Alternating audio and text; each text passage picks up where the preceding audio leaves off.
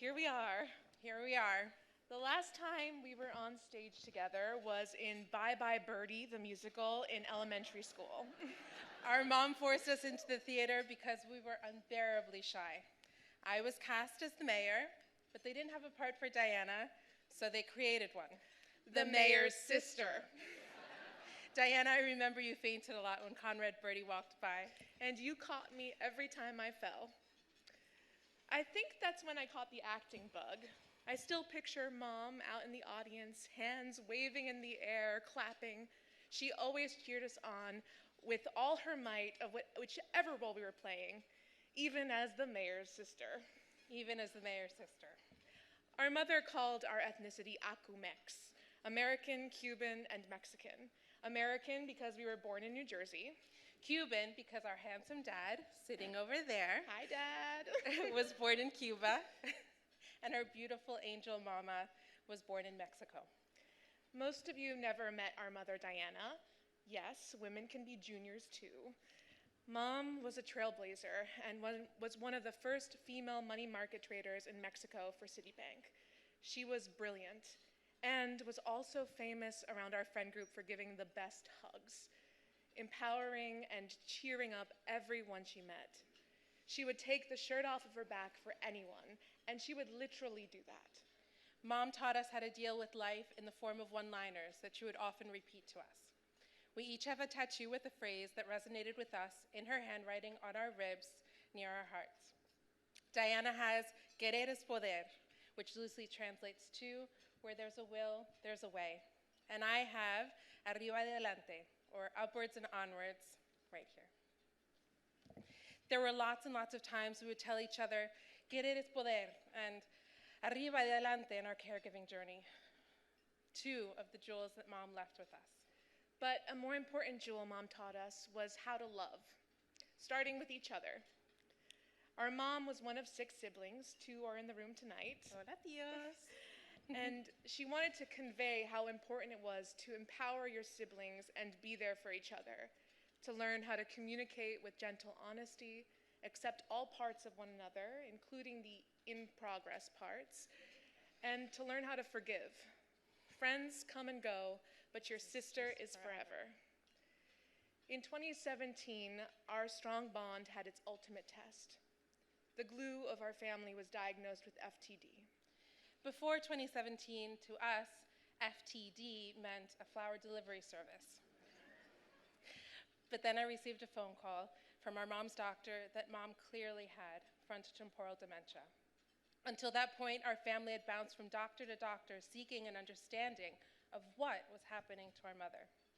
Most doctors said she was depressed, and I was even told I had to accept the fact that my mother had given up on life. So the official diagnosis was a devastating validation, and we swung into action. I was in San Francisco in my final year of graduate school, obtaining my MFA in acting, when Sandra called me with the news. The words 2 to 10 years of life expectancy echoed, while the ambiguous grief encompassed us all. Sandra and I no longer were there to catch each other. We had to catch Mom. As a family, we chose to share the burden and made sacrifices to keep Mom at home. Diana moved back to New Jersey and paused her acting career and financial independence to care for Mom full-time. My dad and I continued working to be able to support the extreme caregiving costs. Our family became a mini corporation. I managed our budget, scheduled doctor's appointments, and ordered any supplies online when I could catch a break at work. While Diana managed my mother's schedule, her symptoms, medication, bathing, and eventually our amazing external care team, Dad took over on nights, helped on weekends, and was always on hand. We made it work. We all hit our breaking points, and the burnout was real, mainly because there wasn't enough government or financial support. Most families dealing with FTD face an average economic burden of $120,000 each year, almost twice the economic burden of Alzheimer's. Along with that fact, the access to programs, training, education, and respite care were hard to navigate. And on top of all of that, FTD continued to be cruel and unforgiving. Internally, we argued about schedules, finances, keeping mom's dignity intact, the best way to approach her symptoms, her diet, our mental health. The list goes on. We still feel the ramifications of those grueling years, but we did it together and grew stronger as a family. Through all this grief, through all those dark times, there was laughter and joy. And in that turbulent time, I'm proud to say, through the FTD and caregiving journey, Diana found a spark of an idea that became Pedacito de Carne. She wrote a script, found the money to make her idea come to fruition, and we now have a film. And I'm proud to say that Sandra has become an AFTD ambassador and is advocating for families like ours. We acknowledge that there is an underserved community of Spanish-speaking people impacted by FTD, which is why we're excited to host 2 Spanish language events in the next few weeks, including the first AFTD virtual meet and greet in Spanish.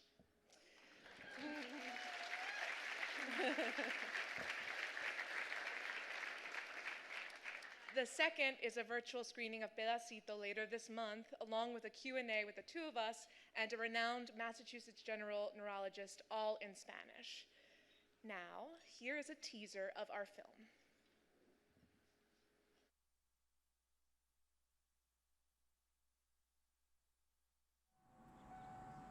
Estamos tarde.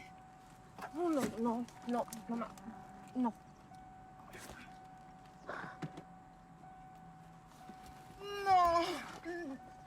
No. Sorry.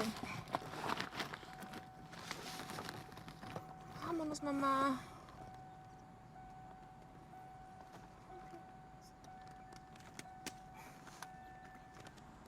Venga, la colita.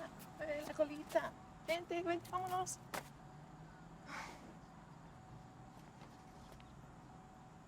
Ricardo will be there. Ricardo? Ricardo Smith? See, Mommy, he told us to meet him there. What the hell? Ricardo. Mom! Smith. Thank God that works.